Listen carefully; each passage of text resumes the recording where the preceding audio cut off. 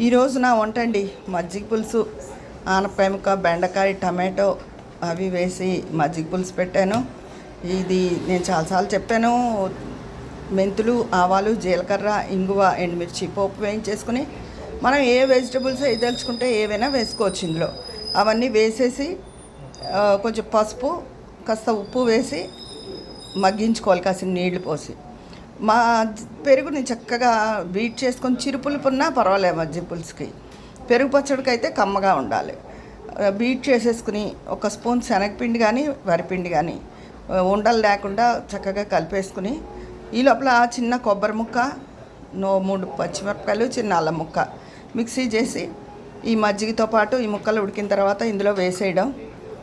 ఒక 5 నిమిషాలు స్టవ్ మీద సిమ్లో ఉంచి కలుపుకోవడం. పైన కొంచెం కొత్తిమీర వేసుకోవడం. చాలా బాగుంటుందండి మజ్జిగ పులుసు. తర్వాత కొంచెం దొండకాయ, ఉల్లిపాయ వేయించాను.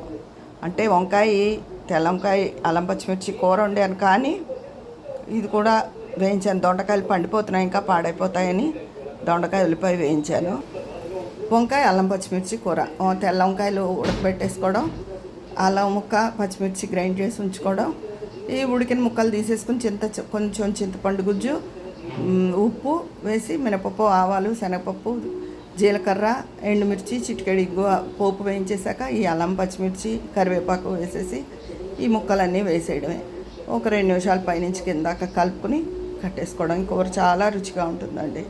అలా వంకాయ, అల్లం పచ్చిమిర్చి కూర, దొండకాయ, ఉల్లిపాయ ఫ్రై, మజ్జిగ పులుసు. ఇదండి ఈరోజు నా వంట. ఉంటాను.